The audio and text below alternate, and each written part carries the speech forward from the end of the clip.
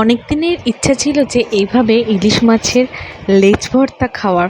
তো ফেসবুকে এত এত ভিডিও দেখেছি যে বিশেষ করে বাংলাদেশের ভিডিও, যেখানে মাওয়া ঘাটের ইলিশ ভর্তা কিন্তু বেশ ফেমাস। তো দেখে আমার খুবই লোভ লাগছিল। তো এখন ভিডিওর সাহায্যে আমরা যা যা খাওয়া দাওয়া জানতাম না বা যেগুলো জানি না, সেগুলো কিন্তু বেশ সেগুলো জানার সৌভাগ্য এখন আমাদের হয়েছে।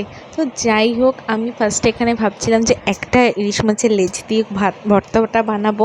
তারপর ভাবলাম না, অনেকটাই কম পড়ে যাবে, যেহেতু আমরা দুজনে খাবো। তো ভাবলাম আর একটাও লেজটা ভেজে আর একটাও করতো। এই কাঁটাটা ছাড়ানো একটু আমার কাছে টাফ লেগেছে। তো যাই হোক, মাছটা কিন্তু অনেক গরম ছিল, তো আমি কিছু করার ছিল না আমার। তো আমি বেশ ভালো করে ছোট ছোট কাঁটাগুলো বেছে ব্যাস এই যে কমপ্লিট হয়ে গেছে। এবার এর মধ্যে কিন্তু আমি বেশ কয়েকটা শুকনো লঙ্কা ভালো করে দিয়ে আর কাঁচা পেঁয়াজ দিয়ে ভালো করে চটকে চটকে কিন্তু মেখে, সাথে কিন্তু লেবু, কাঁচা লঙ্কা দিয়ে এই যে শুকনো লঙ্কাগুলোকে একদম কিন্তু ভালো করে একদম মেখে নিতে হবে, যাতে ফ্লেভারটা পুরো ইলিশ মাছের ওই মাছের সাথে মিশে যায়। তো এইভাবে দিয়ে ভালোভাবে মাখতে হবে, চটকে চটকে চটকে চটকে হাতের সাহায্যে মাখতে হবে।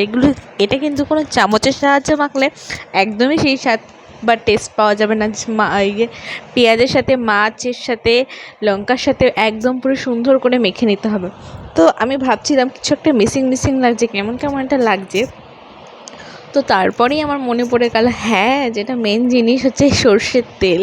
এটা ফ্লেভারটাকে একদম চেঞ্জ করে দেবে। তো সেই সর্ষের তেলটা আমি দিয়ে নেব। তো সেটা দিতে আমি ভুলে গেছিলাম। তো আমি বেশ কিছুটা সর্ষের তেল আমি দিয়ে এইবার ভালোভাবে মেখে যেই নিয়েছি, কি বলবো, ফ্লেভারটা এত ভালো এসছে। আর বিশ্বাস করো, গরম ভাত দিয়ে খেতে কি টেস্ট, সত্যি ভালো লেগেছে। মাঝে মাঝে এরকম ইউনিক খাবার বলা চলে না, এটা খুবই একটা বাঙালিদের একটা জনপ্রিয় খাবার। তো সেটা খেয়ে কিন্তু খুব ভালো লেগেছে। যে ইলিশ মাছের লেজ ভর্তার সাথে ইলিশ মাছ ভাজা আর হচ্ছে শুকনো লঙ্কা। তো চলো একটু খেয়ে টেস্ট করে দেখি কেমন হয়েছে। এই যে আমি সাথে কিন্তু আর একটা এক্সট্রা শুকনো লঙ্কাও নিয়েছি। শুকনো লঙ্কার স্বাদ যে কী ভালো লাগে আমার। তো যাই হোক, চলো এবার যে ভালো করে গরম ভাতের সাথে মেখে একগাল খেয়ে দেখি কেমন লাগে। এই যে ব্যাস, কী যে টেস্ট হয়েছে কি বলবো, সত্যিই পারফেক্ট একদম। এক্সপেরিমেন্ট করা রান্না কিন্তু যদি এভাবে ভালো হয়ে যায় তো কি বলবো, দারুণ মজা হয়, বেশ ভালো লাগে নিজের কাছেও নিজের। তো চলো খাওয়া দাওয়া শেষ করে নিই, সবাই ভালো থাকবেন, টাটা।